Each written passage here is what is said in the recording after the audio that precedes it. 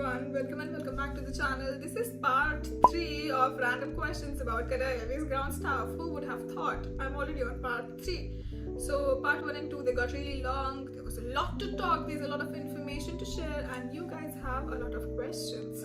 So now I have made part 3 so that we can talk about more stuff. And if you have not seen the other 2 parts, if your question is not answered in any of those 3 parts, any of these 3 parts, you can leave a comment in the comment section. I will answer those questions. Let's start. Hey, for hostess Al Maha, do they have shared bathroom for 2 girls? So for Al Maha, this is not for Qatar Airways ground staff. I'll just clarify that. This is for Al Maha. So Al Maha, they have separate rooms, unlike ground staff. Ground staff, we used to share 1 room and 2 girls. And in one flat, usually there would be like 2 rooms. So in one flat, there are 4 girls.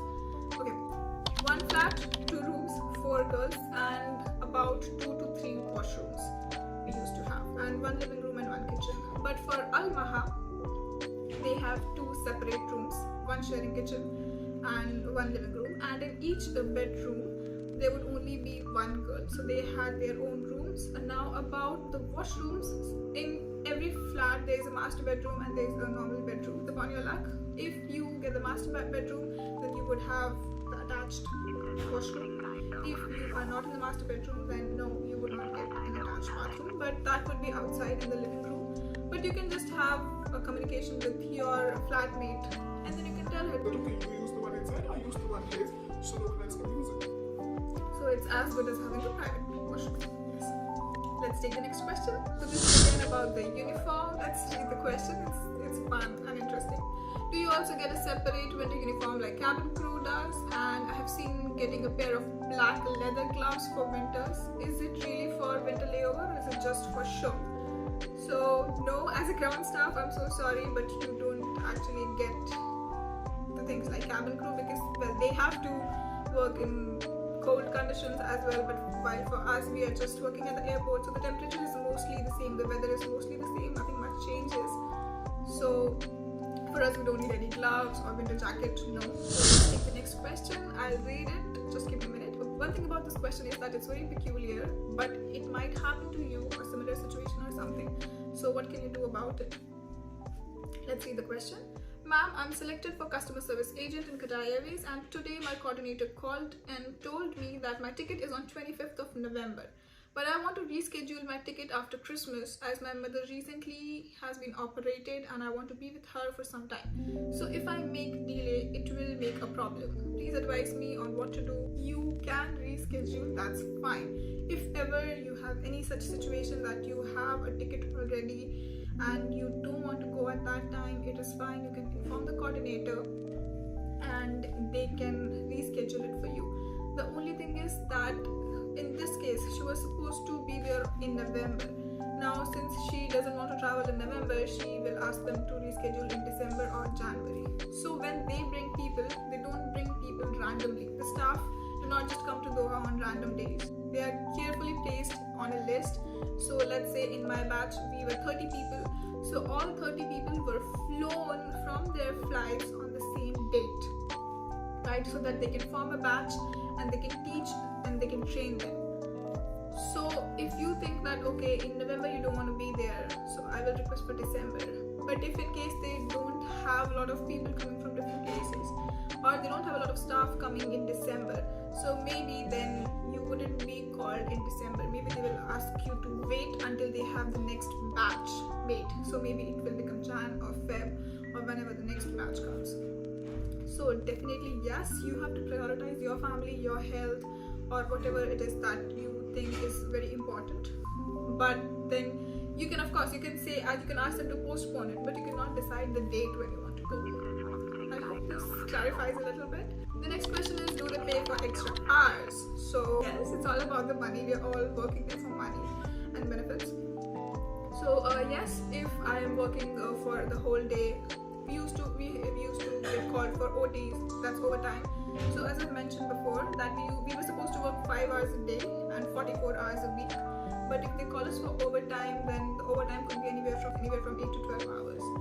And we would get paid according to that. If we work that much, yes, your salary would come 100 to 300 riyals extra on whatever you worked for extra. If it's just 1 hour, let's say they need, it's a very busy day and they need people to stay, you're already working from 5 to 1, and then they would just say, okay, just work for 1 more hour because it's very busy now.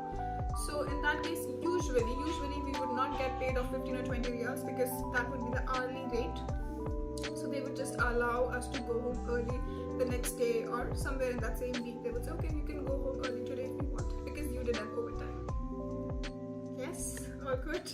Let's take the next question. Do you need a diploma? I have already made a video, like a detailed video on do you need a diploma in aviation or hospitality or these certain diploma institutions, aviation institutions. I would say they are putting it as, yes, we will get you hired, we will get you jobs, and we will train you well. I have been a student of one such institute and I have been a teacher in another such institute, and even then I will say no, it's not mandatory to have a diploma. And I have also talked about tips on which how you can apply to yourself, and then you don't even need to join one of those institutes, and you can just follow those steps and you can actually get a job on your own. And I've also talked about the benefits or the pros and cons of joining an institute. Please, I request you to watch that video. It is really helpful. If you are thinking of joining an institute, please just watch that video. Coming back to diploma, no, you don't need a diploma. It pretty much does not make any difference whether you have it or you don't have it. If they like you, you will get a job. If they don't like you, you won't get a job. As simple as that. This question is about rules. The next two questions are all about rules. So who can stay or visit the accommodation? So as you know, for women we were supposed to stay, we were required to stay in the company accommodation. Who can visit me? So only females can visit me, and the females who have a resident permit in Doha, which means they don't come on a passport, they cannot enter on a visa, but they have to have a resident permit in Qatar. So they are living in Qatar, however they are living, but they are living in Qatar. I wanted to bring my mom to my accommodation, so I had to send an email telling them that my mom's here and she wants to visit and see my accommodation. So she was allowed to come, but she can only be there from morning 7 to evening 10. She cannot actually stay with me in the accommodation. So I had to book a hotel for her, and she used to sleep in the hotel. Or some days I used to go with her to sleep. I had to take permission to move out, to go out or stay with her as well. And for male, no male, doesn't matter. My father, my brother, no one can enter the accommodation. It's just not allowed. They cannot enter. So only females who have resident permit. And because it was my mom, or maybe if it's your sister, they would make an exception, but not randomly for your friends and all. I'm not so sure if they would do that. What are some accommodation rules? The rules they're talking about are candles, incense sticks, smoking. You cannot have anything like candles or incense sticks inside the accommodation because the smoke alarm or smoke detectors, they are very quick to get that, and then it will start alarming and the watchman will come and so many things they'll have to do. Mostly it is about cooking, because as an Indian, when I used to cook with all my oil and frying and masalas, so that would sometimes go off. So the watchman would come and then it's like, okay, this woman is just cooking, so he would go. But if they suspect that you were smoking, then they will report it to the management, and then you will be called off for smoking inside the accommodation. So you cannot smoke inside the accommodation. In fact, you cannot drink inside the accommodation, and you're not even allowed to carry any kind of alcohol with you in your room, in your accommodation. You cannot. They can straight up fire you for that. So you cannot carry. If you want to drink, you drink outside, maybe with your friends or in a hotel, restaurant, and you come back home, but you are not allowed to carry it. Crew rest. So now recently, if you're aware, they have stopped having crew rest, but for ground staff, we still have curfew from night 12 to morning 7. In this time, you cannot go out unless you're going to work. That's the only thing. About phones, with phones, I would say they have kind of a love-hate relationship. So some days they would just go mammy and go for phone. No one is using phone. I don't want anyone to see using phone and keep it in locker. And then some days they just be like, slack, okay, it's fine, use it. So as per the rules, you are not allowed to use phone or even carry phones with you when you're working, but we do need it from time to time. So you carry it, but you don't use it, because if the customers see you on phone, that's very rude. So you cannot use it for the phones. And coming for the photos, you're not supposed to post pictures in your uniform on social media. So no Instagram, no Facebook, no TikTok, nothing. No, you cannot post pictures in uniform. Even for me, I do not post anything for the 6 years that I worked there. I never posted anything in my uniform. Once a friend of mine, he posted a picture of me and him in the uniform, and I just asked him to remove it because if in case they find it, they might fire you, and I didn't want to take that risk just for a stupid picture on Facebook. I'm posting now because I've already resigned, so that is fine. So that's about the pictures. Reporting sick. About getting sick. If you are feeling sick, you have to inform at least 2 hours before your shift starts. So you can call and tell them I'm not feeling well and I won't be able to report to work today. I won't be able to come. And that's fine. The next day you have to take a doctor's certificate, a medical certificate from the doctor. That was kind of expensive. If you have to take a taxi, you go to the doctor, then the doctor will charge you something, then you have to buy the medicines, and then you get the medical certificate so that this person is sick for 1 day, 2 days, whatever the doctor feels is right. And then you go the next day and submit it in the hub employee department. That's a department which deals with this welfare and everything with the staff. So then you get it signed, you upload it.